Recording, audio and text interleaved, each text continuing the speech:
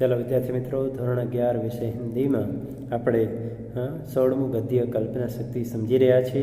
તેમાં આગળ આપણે એક ભાગ જોઈ ગયા, બીજા ભાગમાં આગળ વધીએ. છેલ્લો પેરેગ્રાફ છે. તો ત્યાં સુધી જોયું હતું કે આ કલ્પના શક્તિ છે એ થોડી વાર પૂરતી નાશવાન છે, એ થોડી વારમાં નાશપ્રાય બની જાય છે. અને इन्हीं की देखा देखी बुद्धदेव ने भी अपने बुद्धत्व का यही निष्कर्ष निकाला कि जो कुछ कल्पना जन्य है क्षब क्षणिक और नश्वर है. उन्हीं की देखा देखी बुद्धदेव ने भी अपने बुद्धत्व का यही निष्कर्ष निकाला. बुद्धदेव नामना कविए पण आज एमना बुद्धत्व यानी बुद्धिનો निष्कर्ष निचोड़ काढ़ियो कि कुछ कल्पना जन्य है वो सब क्षणिक और नश्वर है. जे कल्पना करवा योग्य છે તે क्षणिक क्षणवार माटे ये नाशप्राय पण है, नष्ट करने लायक पण है. ईश्वर तक को उन्होंने इस कल्पना के अंतर्गत ठहरा कर शून्य अथवा निर्वाण ही को मुख्य माना.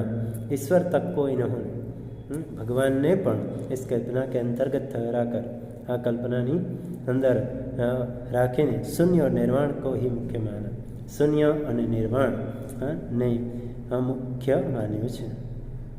रेखा गणित के प्रवर्तक यूक्लिड ज्योमिति की हरेक शकल बिंदु और रेखा की कल्पना करते हमारे सुकुमारमती इन दिनों के छात्रों का दिमाग ही चाट गए. रेखा गणित के प्रवर्तक रेखा गणित भूमिति ना जे ઉક્લેદૈસ यानी યુક્લિડ જેને કહીએ છીએ આપણે, ભૂમિતિના શોધનારા. તો એ કે હરેક શકલમાં બિંદુ और રેખા દરેક ક્ષણે બિંદુ અને રેખાની કલ્પના કરી અને અમારા સુકુમાર મતી બુદ્ધિશાળી વિદ્યાર્થીઓના જાણે મગજ ખાઈ ગયા છે. दिमाग ही चाट गए. कहाँ तक गिनावे संपूर्ण भारत इसी कल्पना के पीछे गारद हो गया. क्या सुधी गणावुं. लेखक कहे छे कि आ संपूर्ण भारत आ कल्पनानी पाछळ जाणे गारद थई गयुं छे, बर्बाद थई गयुं छे. जहाँ कल्पना थियरी के अतिरिक्त करके दिखाने योग्य प्रैक्टिस कुछ रहा ही नहीं. जहाँ कल्पना करवा माटे थियरी के अतिरिक्त करने के दिखाने योग्य प्रैक्टिस कुछ रहा ही नहीं. जाने के कहीं प्रैक्टिस जेवुं रह्युं ज नथी. यूरोप के अनेक वैज्ञानिकों की कल्पना की शुष्क कल्पना से कर्तव्यता प्रैक्टिस से परिणित होते देख यहाँ वालों को हाथ मलमल पछताना और कल्पना पड़ा. यूरोपना अनेक वैज्ञानिकों की शुष्क कल्पना सुखाई गई कल्पनाओं से कर्तव्यता यानी प्रैक्टिस में परिणित होते देख यहाँ वालों को हाथ मलमल यहाँ जे का हाथ मलमल हाथ घसता कल्पना करवी पड़ी. घसता ना पड़ा, कल्पना अफसोस करवो पड़े. प्रिय पाठक, यहाँ लेखक हमें सीख दे रहे हैं. क्या सीख दे रहे हैं बालकृष्ण भट्ट जी? ये सब कल्पना है और कल्पना करना ये मिथ्या और असत्य है, तो क्या करें? प्रिय पाठक, ये कल्पना बुरी बला है. हे प्रिय पाठक, कल्पना है ये बुरी बला है, खराब. चौक्कस रहो, होशियार रहो, इसके पेच में कभी न पड़ना. आना दाव में क्यारे नहीं आववानुं, नहीं तो पछताओगे, नहीं तो तमारे पछतावू पड़शे. એટલે ફક્ત વિચાર જ ન કર્યા કરતા વિચાર જ કરશો તો તમારે પણ પછતાવું પડશે. आज हमने भी इस कल्पना की कल्पना में पड़ बहुत सी झूठी मूठी कल्पना कर आपका थोड़ा सा समय नष्ट किया, क्षमा करिएगा. आज हमने भी लेखक कहे छे आज अमे पण आ कल्पनानी कल्पना करीने झूठी मूठी कल्पना साची खोटी कल्पना करीने तमारो समय बर्बाद कर्यो छे. माफ़ करजो, अमने माफ़ी आपजो, कारण के अमे पण आज कल्पनानी शक्ति पर निबंध लखीने साची खोटी कल्पनाओं करीने तमारा थोड़ो समय बर्बाद कर्यो माटे माफ़ करशो. એટલે લેખકનો કહેવાનો હેતુ એ જ છે વિદ્યાર્થી મિત્રો કે ફક્ત વિચારોને વિચાર સારો વિચાર હોય તો એને અમલમાં પણ મૂકો અને ફક્ત વિચાર કરવાથી કશું થતું નથી.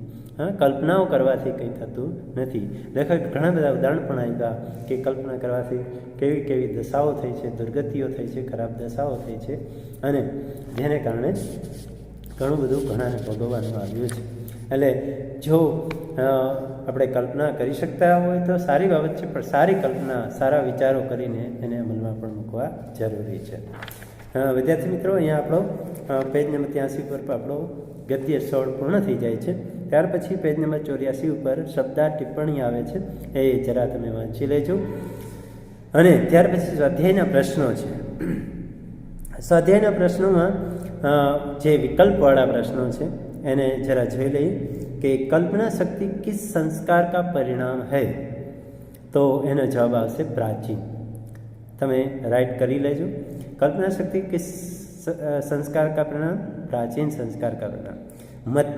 प्रश्न दूसरा, मतीराम और भूषण कैसी कविता लिखते थे? मतीराम और भूषण कैसी कविता लिखते थे? तो इसका उत्तर है मतीराम और भूषण वीर रस से परिपूर्ण. ऑप्शन ग, वीर रस से परिपूर्ण कविता लिखते हैं. कपिल ने कितने तत्वों की चर्चा की है? कपिल ने कितने तत्वों की चर्चा की? 25 तत्व. ख, 25 ख. लेखक कल्पना को लेकर कैसे रहने के लिए कहते हैं? लेखक कल्पना को लेकर कैसे रहने के लिए कहते हैं? चौकस, सावधान.